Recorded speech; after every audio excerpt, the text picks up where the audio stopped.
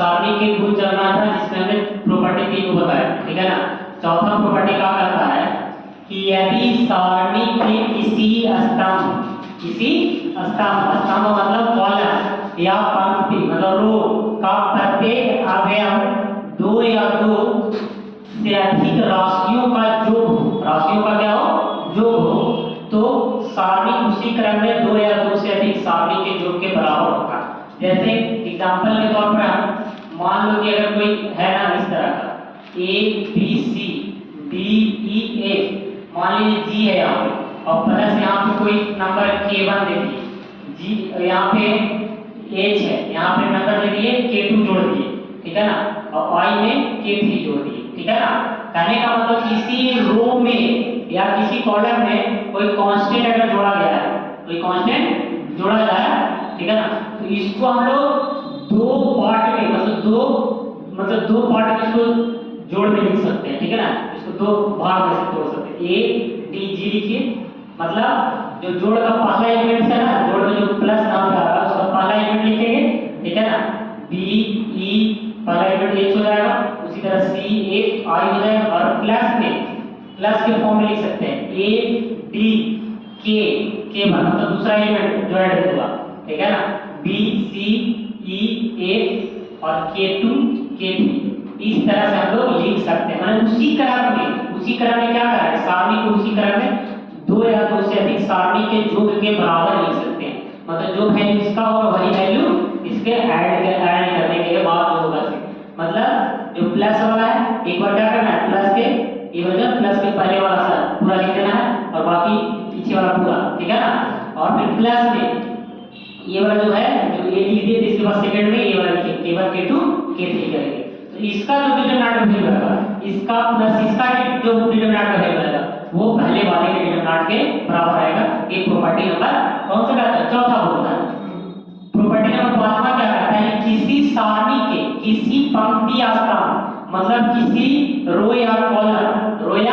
Column किसी संख्या या व्यंजक से गुणा करके, मतलब किसी नंबर से गुणा करें, मतलब किसमें, रो या कॉलम में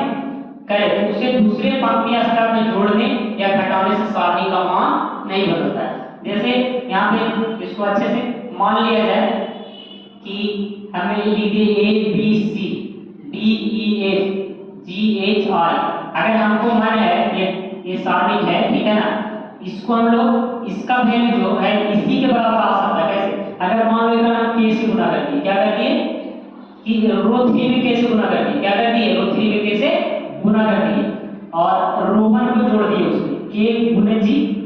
A प्लस K गुने G, R1 की जगह लिखे खाली है, R1 की जगह लिखे B plus KH C plus KI, मतलब किसी नंबर से किसी रो में गुणा कर दीजिए और फिर किसी रो के साथ ऐड करके चाहे यहाँ लिखो चाहे यहाँ लिख सकते हैं, समझ रहे हो आप। किसी रो में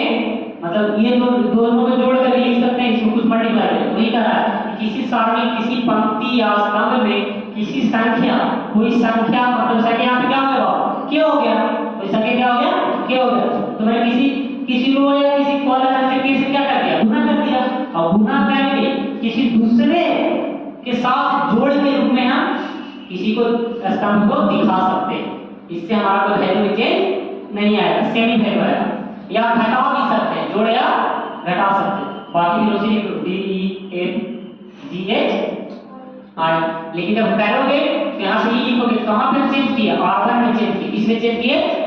R1 ने चेंज किया, R1 इससे था, अब यहाँ ऐसे लिख रहा है, R1 में क्या चेंज हुआ, R1 प्लस KR3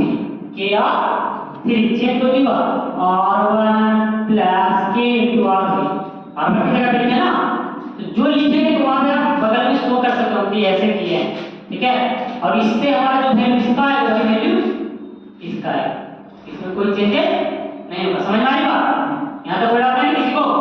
यहाँ तक किसी को प्रॉब्लम नहीं होनी चाहिए। अब कहना चाहता किसी सारणी का मान शून्य होता है, मतलब 0 के बराबर होता है, क्या होता है, 0 के बराबर होता है यदि किसी पंक्ति या स्तंभ की सभी अवयव शून्य, माने किसी एक प्रॉपर रो में या किसी एक कॉलम में सारा वैल्यू 0 अगर हो, ठीक है ना, सारा वैल्यू क्या हो, 0 हो, तो उसका डिटरमिनेंट वैल्यू डायरेक्ट देख के आप क्या कर सकते हो कि 0 के बराबर है। जैसे एग्जांपल मान लिया यहाँ पे 1 2 3 लिख दिए, 4 5 7 लिख दी, अभी 0 0 0, ठीक है ना। अब इसका सारणिक डिटरमिनेंट निकालोगे ना, देखो वैल्यू कुछ हो जाएगा। मतलब किसी सारणी का मान शून्य होता है या फिर किसी पंक्ति या इसमें हमारा क्या है, स्तंभ है, स्तंभ एक स्तंभ पूरा 0 है, सारा इनमें कुछ है 0 है, तो उसका सारणी का मान कुछ हो जाएगा, 0 हो जाएगा। अब यहाँ तक में ये तीनों प्रॉपर्टी में आपको ये वाला भी बहुत ज्यादा यूज होता है, ठीक है। ये वाला प्रॉपर्टी आपको सबसे ज्यादा प्रूफ करने में, प्रूफ जब भी कीजिएगा डिटरमिनेंट में प्रूफ करने वाला सवाल आता है, ठीक है ना, तो उसमें वो आपको जब भी सारणी का जो प्रूवमेंट वाला जो सवाल होगा, ठीक है ना, उसमें ये वाले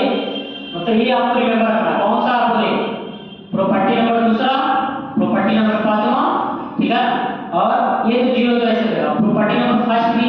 जो लिखा है, प्रॉपर्टी नंबर फर्स्ट भी हम क्या कर सकते हो, याद रख सकते हो, और उसी से आपका सारा प्रॉब्लम होगा। और एक जो यहाँ पे है वो कॉरोलरी, यदि सारणी की अवधि, यदि सारणी की अवधि या ये मतलब ये स्क्वायर कैसा हो, स्क्वायर वर्ग अवधि हो, कोटि का विकर्ण मतलब डायगोनल मैट्रिक्स, विकर्ण को इंग्लिश में क्या कहते हैं, डायगोनल मैट्रिक्स हो, तो सारणी उसके मतलब सारणी का जो मान होगा, सारणी का मान होगा, सारणी उसके विकर्ण के अवयव के गुणनफल के बराबर होता है, ठीक है। मतलब एग्जांपल पर अगर कोई कहे a बराबर अगर दे दिया जाए 3 5 7 0 0 0 0 0 0, ये विकर्ण अवयव है, सॉरी यहाँ पे 0 इसके लिए, अगर ये विकर्ण अवयव है तो इसका जो सारणिक वैल्यू होगा वो क्या करेंगे, मल्टीप्लाई के इक्वल हो जाएगा, किसके, विकर्ण के अवयव के मल्टीप्लाई के बराबर हो जाएगा, यही जो होगा ना वैल्यू वो उसका क्या हो जाएगा, सारणिक वैल्यू हो जाएगा, क्या हो जाएगा, सारणिक। एक और कॉरोलरी जो है ये थोड़ा सा कि अगर ये कोई n क्रॉस n है, n क्रॉस n कोई मैट्रिक्स है, ठीक है ना, तो इसका जो जैसे हम मान लो k से मल्टीप्लाई कर दिए, k से मल्टीप्लाई कर दिए मैट्रिक्स, अब इसका सारणिक जो होगा वो क्या होगा, जितना ऑर्डर है ना ये बाहर निकाल दो, a ये डिटरमिनेंट a के बराबर आएगा, ठीक है ना, ये वाला पार्ट, ठीक है। a क्रॉस n वाला बताया ना कि अगर 3 क्रॉस 3 वाला रहेगा तो k के पावर 3 हो जाएगा, अगर k से गुना करोगे, समझ पीछे सब बताया प्रॉपर्टी नंबर